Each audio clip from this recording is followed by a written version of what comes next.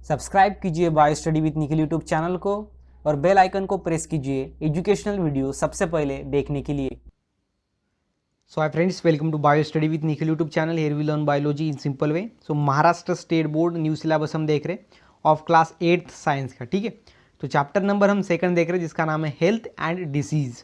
तो इसका part first already अच्छे से अपलोड हो चुका है, पार्ट सेकंड भी हो चुका है एंड ये अभी हम पार्ट 3 आज की इस वीडियो में देखने वाले हैं, ठीक है।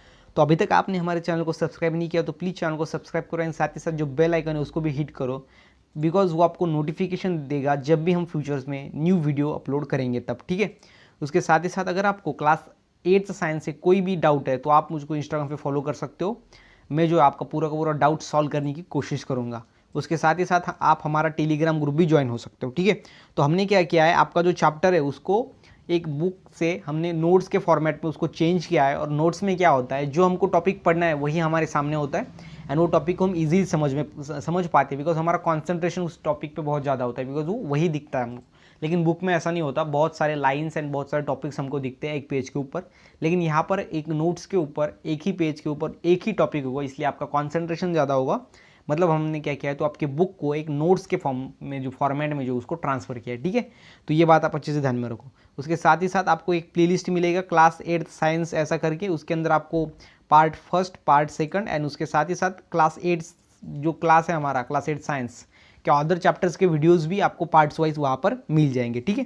तो यह है हमारा part number 3 chapter number 2 health and disease का। तो अभी इसको स्टार्ट करते हैं। तो देखो इसके अंदर हमको क्या पढ़ना है, तो इसके अंदर हम देखेंगे इन्फेक्शंस थ्रू एनिमल्स। इन्फेक्शन बोले तो डिसीज जो है वो एक पर्सन से दूसरे पर्सन में ट्रांसफर होता है, वो होता है उसका इन्फेक्शन, ठीक है। और जो डिसीज़ एक पर्सन से दूसरे पर्सन तक स्प्रेड होता है उसको हम इन्फेक्शियस डिसीज़ बोलते हैं, ठीक है। वो हमने देखा पहले ही। तो ये एनिमल से, अभी कौन कौन से डिसीज़ एनिमल से स्प्रेड हो सकते हैं, कौन कौन से डिसीज़ एनिमल का इस्तेमाल करके वो एक पर्सन से दूसरे पर्सन तक जा सकते हैं, वो डिसीज़ अब हम देखेंगे, ठीक है। तो उसके अंदर का सबसे पहला जो डिसीज़ है वो है रैबीज़, ठीक है। तो रैबीज़ क्या है, तो एक डिसीज़ है, डिसीज़ वायरल डिसीज़। ये कैसा है, वायरल डिसीज़ है, ये स्प्रेड हो सकता है and it's occurs due to the bite of infected dog. उसके बाद है रैबिट, उसके बाद मंकी एंड कैट।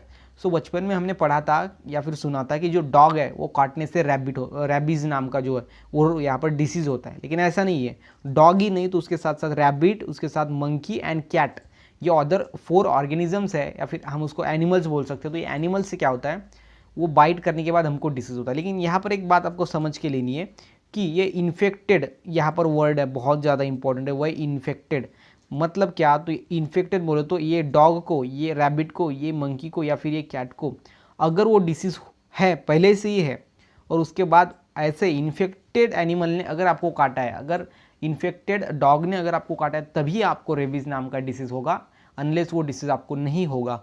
मतलब सिंपल में अगर नॉर्मल कोई डॉग है, नॉर्मल रैबिट है, नॉर्मल मंकी या फिर कैट है, तो इन्होंने आपको काटा तो आपको वो डिसीज़ नहीं होगा। लेकिन अगर वो इन्फेक्टेड है, मतलब उसके अंदर वो रैबीज़ नाम जो डिसीज़ हुआ है उसको, उसका डॉग को, और उस डॉग ने अगर आपको काटा है तो फिर आपको रैबीज़ होगा, मतलब कि वो डिसीज़ जो आपको ट्रांसफ़र होगा, ठीक है। ये बात आपको ध्यान में रखना है कि यहाँ पर एक वर्ड है इन्फेक्टेड डॉग, ये किसके बाइट से होता है, इन्फेक्टेड डॉग के बाइट से, infected rabbit, infected monkey and infected cat, ठीक है। तो ये आपको सिंपल में ध्यान में रखना है कि इन्फेक्टेड डॉग या फिर इन्फेक्टेड एनिमल से होता है, नॉर्मल एनिमल से नहीं होता। Then virus enters through the brain via neurons. Neuron से क्या होता है, वो ब्रेन के अंदर एंटर हो जाते हैं वायरस, ठीक है, ये रैबीज नाम के डिसीज़ के। And hydrophobia is one of the best या फिर one of the important symptoms of this disease. So सबसे इंपॉर्टेंट सिम्टम क्या है, तो इस डिसीज़ का हाइड्रोफोबिया। हाइड्रो बोले तो वाटर होता है, फोबिया बोले तो फियर, मतलब वाटर से डर लगता है, ठीक है, वो होता है हाइड्रोफोबिया, ठीक है।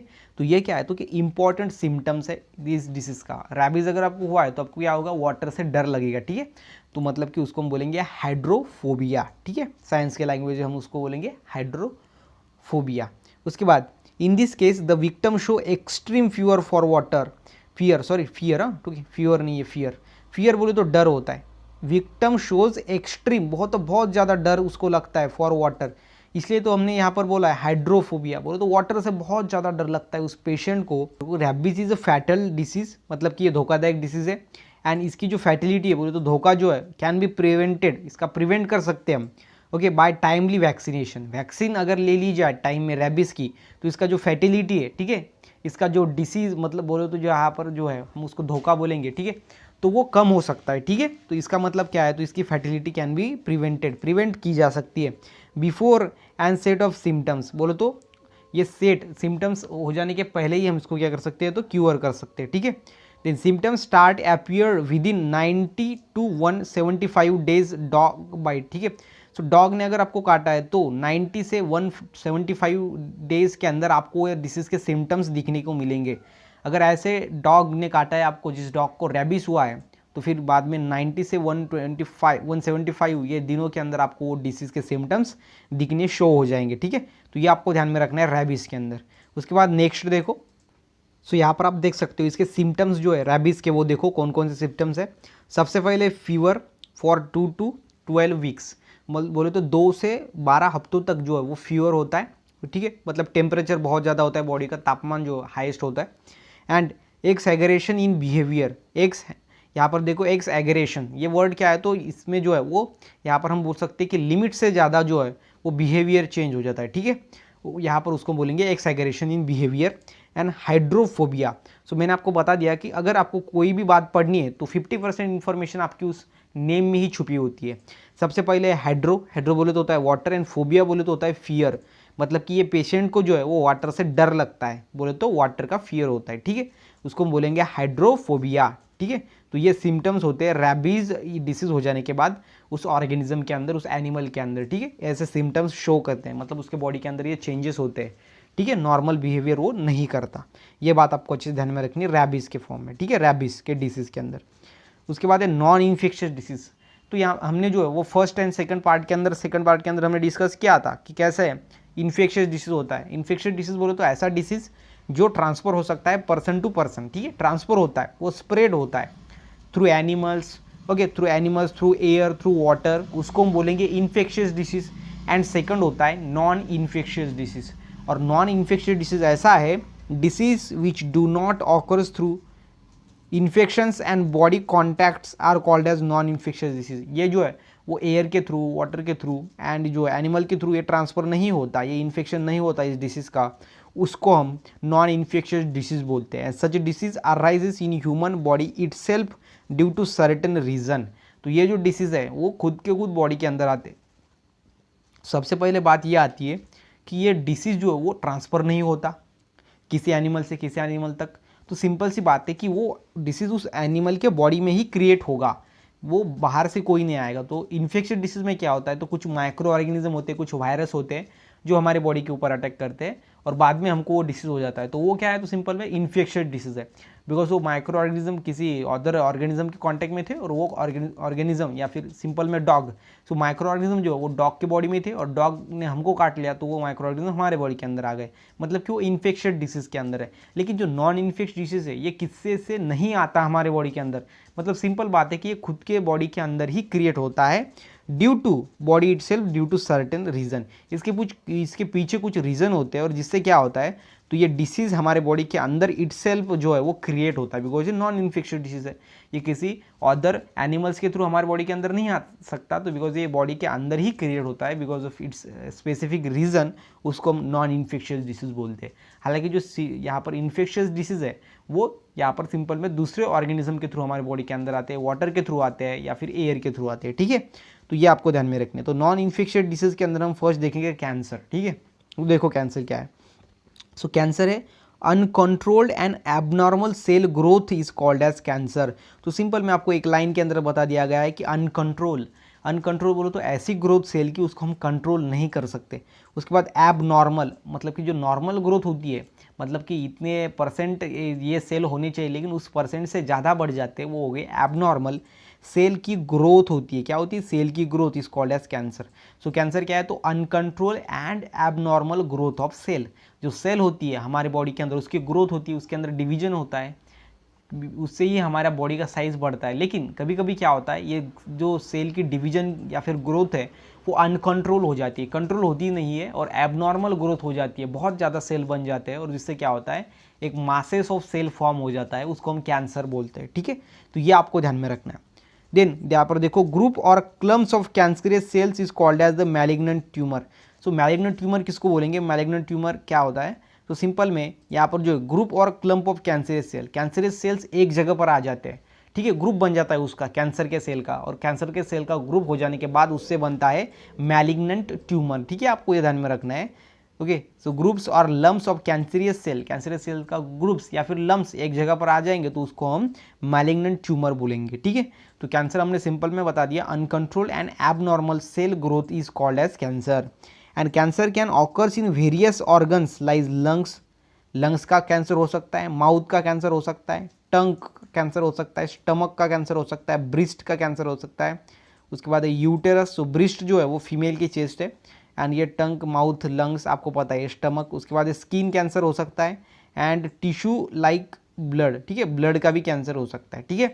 तो इस तरीके से जो है आपको सिंपल में ध्यान में रखना है कि कैंसर सिर्फ एक अनकंट्रोल एबनॉर्मल सेल ग्रोथ होती है, उसको हम कैंसर बोलते हैं, और जो कैंसरियस सेल का ग्रोथ हो जाए, मतलब कि एक जगह पर आ जाए या फिर लंप फॉर्म हो जाए, तो उसको हम मैलिग्नेंट ट्यूमर बोलते हैं। एंड ये कैंसर जो वो वेरियस ऑर्गन के अंदर होता है, ठीक है, तो ये आपको ध्यान में रखना है कैंसर के अंदर। उसके बाद नेक्स्ट देखो रीज़न कैंसर क्यों होता है, तो देखो कंजप्शन ऑफ टोबैको, सो जो टोबैको है उसको ज़्यादा अगर हमने खाया, पर्सन ने खाया, तो उसको एक डिसीज़ होगा। देन एक गुटखा, उसके बाद स्मोकिंग, अल्कोहल स्मोक किया, ठीक है, उसके बाद अल्कोहलिज्म बोले तो अल्कोहल ड्रिंकिंग किया, ठीक है, ज़्यादा। उसके बाद देखो लैक ऑफ फाइबर कंटेंट अगर हमारे डाइट के अंदर नहीं है तो उससे हमको कैंसर हो सकता है। फाइबर कंटेंट कैसा, देखो fruit and leafy vegetables, fruits हो गए उसके अंदर, और लीफी ऐसे वेजिटेबल जिसको लीव्स होते हैं, ठीक है, वो हो गए लीफी वेजिटेबल्स। ये जो अगर हमारे बॉडी के अंदर नहीं गए, मतलब कि हमारे डाइट के अंदर वो नहीं है फाइबर कंटेंट, तो हमको कैंसर हो सकता है। And excessive consumption of junk food अगर बहुत ज़्यादा परसेंट में हमने खाया, जैसे कि pizza, burger, ETC, okay, chips जो भी होते हैं, ठीक है, उसको अगर हमने ज़्यादा खा, जो उसको नॉर्मल लेवल से बहुत ज़्यादा अगर हम उसको ईट कर रहे हैं, हर दिन उसको खा रहे हैं ना, तो उससे जो है हमको यहाँ पर सिंपल में कैंसर हो सकता है, ठीक है। तो हमने क्या देखा, सबसे पहले consumption of tobacco, gutkha, smoking and alcoholism, ये क्या है, तो सिंपल में डिसीज कॉजिंग एजेंट है या फिर इसकी रीज़न है जिससे कैंसर हो सकता है। उसके बाद लैक ऑफ फाइबर कंटेंट अगर हमारे डाइट के अंदर नहीं है तो हमको कैंसर हो सकता है। एंड अगर हमने एक्सेसिव बहुत ज़्यादा जंक फूड खा लिया तो उससे भी हमको कैंसर हो सकता है। And some of the many possible reasons and other जो है वो पॉसिबल रीज़न है इसके। एंड हेरिडिटी में आल्सो रीज़न, हेरिडिटी भी एक रीज़न है। अभी हेरिडिटी क्या है, तो हेरिडिटी बोलो तो transmission of character from parents to their offspring, parents से उसके ऑफस्प्रिंग में जो कैरेक्टर ट्रांसफर होती है उसको हम हेरिडिटी बोलते हैं। तो सिंपल में क्या, तो पेरेंट्स को ही अगर कैंसर है ना, तो पेरेंट्स से उसके जो ऑफस्प्रिंग है उसके अंदर ये कैंसर ट्रांसफर हो सकता है।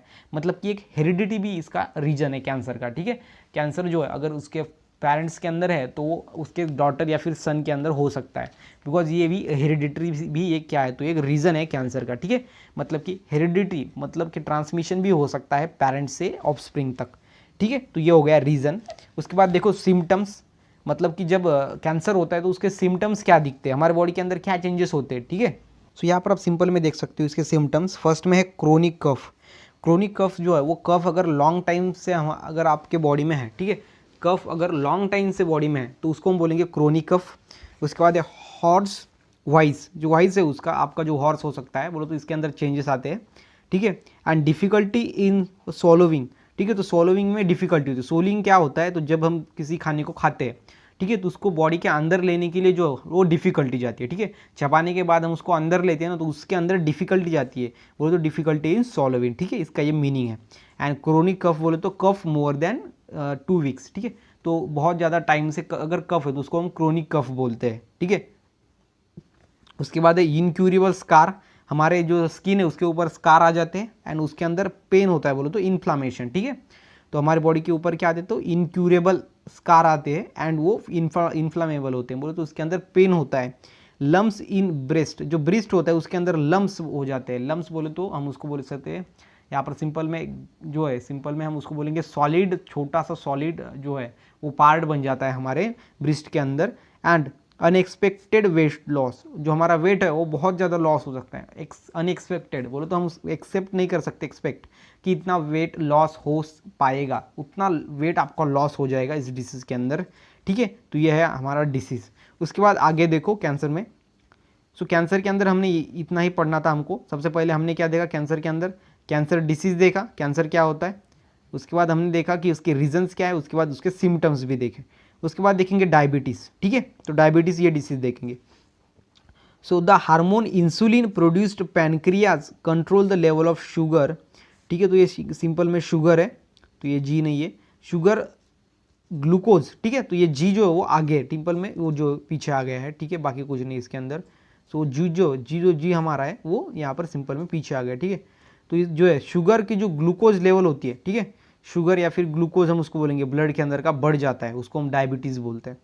और ये जो इंसुलिन नाम का हार्मोन है ये क्या करता है, ये पैनक्रियास जो हमारी यहाँ पर सेल होती है, पैनक्रियास नाम की ग्लैंड होती है, ठीक है, उससे क्या होता है, पैनक्रियास से इंसुलिन नाम का हार्मोन प्रोड्यूस होता है। और ये हार्मोन क्या करता है, हमारे ब्लड के अंदर की जो डायबिटीज़ है, मतलब कि सिंपल में जो ग्लूकोज की लेवल है, शुगर की लेवल है, उसको मेंटेन रखता है। लेकिन समटाइम क्या होता है, ये इंसुलिन फेल हो जाता है इसके ग्लूकोज की लेवल मेंटेन करने के लिए। इंसुलिन हमारे बॉडी के अंदर प्रोड्यूस ही नहीं होते, तो सिंपल में क्या हो जाता है, तो जो शुगर का लेवल है वो बढ़ जाता है और सिंपल में हमको डायबिटीज़ ये डिसीज़ हो जाता है, ठीक है, बिकॉज ये हार्मोन वहाँ पर नहीं प्रोड्यूस होता। So if insulin is secreted in low quantity, देखो यहाँ पर अगर इंसुलिन सिक्रेट हो गया लो क्वांटिटी के अंदर, ये पैनक्रियाज जो है वो उसको सिक्रेट करती है, पैनक्रियाटिक ग्लैंड, ठीक है, पैनक्रियाटिक ग्लैंड ये इसको सिक्रेट करते हो। अगर वो लो क्वांटिटी के अंदर सिक्रेट हो गया तो ग्लूकोज लेवल हमारी बॉडी की कैन नॉट बी कंट्रोल नहीं हो पाएगी, मतलब वो बढ़ जाएगी एंड उसको हम डायबिटीज़ बोलते हैं वो डिसीज़ को। And this disorder is called as diabetes. अगर ग्लूकोज लेवल हमारी बॉडी के अंदर कंट्रोल नहीं हुई, मतलब हमारा जो बॉडी के अंदर शुगर है वो बढ़ता गया और उसको हम डायबिटीज़ बोलते हैं। उसके बाद देखो इसके symptoms which can not be ignored, इसको हम इग्नोर नहीं कर सकते, ऐसे सिम्टम्स इसके अंदर होते हैं। बोलो तो ये डिसीज हो जाने के बाद बॉडी के अंदर क्या चेंजेस होते हैं वो देखो। सबसे पहले है frequent urination at night. Night के अंदर हमको जो है वो यूरिनेशन, मतलब कि यूरिन प्रोड्यूस करने की प्रोसेस को हम यूरिनेशन बोलते हैं। बोलो तो बहुत ज़्यादा टाइम हमको बाहर जाना पड़ता है यूरिन यहाँ पर रिलीज़ करने के लिए, ठीक है, यूरिन बाहर रिलीज़ करते हैं, उस प्रोसेस को हम यूरिनेशन बोलते हैं। और यहाँ पर है फ्रीक्वेंट, बोलो तो बहुत ही ज़्यादा टाइम में हमको क्या करना पड़ता है, तो यूरिन बाहर डालना पड़ता है, ठीक है, बोले तो यूरिन रिलीज़ करना पड़ता है, उसको हम यूरिनेशन बोलते हैं। नाइट के टाइम में ये ज़्यादा होता है। एंड इंक्रीज ओबेसिटी, ओबेसिटी जो हम बोल सकते हैं लट्ठपना, ठीक है, जो फैट है वो बहुत ज़्यादा बढ़ जाता है। एंड वेट लॉस, वेट जो है वो लॉस हो जाता है और, ठीक है, मतलब कि जो ओबेसिटी है वो बढ़ सकती है या फिर वेट लॉस हो सकता है, ये दो में से एक होगा। And frequently urination at night ये इसका सिम्टम है। उसके बाद रीज़न फॉर डायबिटीज़, रीज़न क्या है इसका, सबसे पहले हेरिडिटी, बोले तो ये पेरेंट्स से अपने अंदर आ सकता है, जो ऑफस्प्रिंग है, जो बच्चे है, सन डॉटर है, उसके अंदर आ सकता है। बोले तो हेरिडिटी इसका जो रीज़न है, बिकॉज ये पेरेंट्स से ऑफस्प्रिंग तक ट्रांसफर होता है, उसको हम हेरिडिटी बोलते हैं, ठीक है। उसके बाद है ओबेसिटी, अगर आपके बॉडी के ऊपर फैट बहुत ज़्यादा है, ठीक है, ओबेसिटी, आप बहुत ज़्यादा फैटी हो तो आपके अंदर ये डिसीज़ हो सकता है, डायबिटीज़। उसके बाद लैक ऑफ फिजिकल एक्सरसाइज, अगर फिजिकल एक्सरसाइज अगर आप नहीं करोगे तो आपको ये डिसीज़ हो सकता है। एंड मेंटल स्ट्रेस, अगर मेंटल स्ट्रेस बहुत ज़्यादा है तो ये डिसीज़ आपको हो सकता है, ठीक है, ये इसके क्या है, तो सिंपल में रीज़न है। उसके बाद प्रिवेंशन मेजर, प्रिवेंटिव मेजर बोलो तो आपको क्या करना चाहिए इस डिसीज़ को अवॉइड करने के लिए, तो फॉलोइंग द प्रॉपर डाइट आपको फॉलो करनी पड़ेगी, medicine and exercise under the supervision, ठीक है, तो ये यहाँ पर क्या है, तो सुपरविजन है, ठीक है, तो ये VI है, ठीक है, सुपरविजन ऑफ डॉक्टर। सुपरविजन बोलो तो क्या, तो डॉक्टर को आपको दिखाते रहना है पेशेंट को, ठीक है, एंड प्रॉपर डाइट आपको फॉलो करनी है एंड डॉक्टर को दिखाते रहना है कि आपका शुगर का लेवल चेक करो कि बढ़ा है या घटा है, ठीक है, तो ये इसका क्या है, तो प्रिवेंटिव मेजर है। And help to keep the diabetes under control, तो मतलब कि अगर धीरे स्टार्टिंग है उसकी तो आप उसको इजीली क्योर कर सकते हो, ठीक है, अगर लास्ट स्टेज पे है तो बहुत ज़्यादा डिफिकल्ट होता है क्योर करने के लिए। तो यह है इसके प्रिवेंटिव मेजर। सबसे पहले क्या है, तो प्रॉपर डाइट फॉलो करनी है, मेडिसिन एक्सरसाइज जो है आपको करनी है, एक्सरसाइज अंडर सुपरविजन, सुपरविजन जो है वो किसी के अंडर आपको एक्सरसाइज एंड मेडिसिन लेने हैं, okay. Help to keep the diabetes under control, ये आपको क्या करेगा, डायबिटीज़ जो है वो कंट्रोल में रखने के लिए हेल्प करेगा, ठीक है, तो यह है प्रिवेंशन मेजर।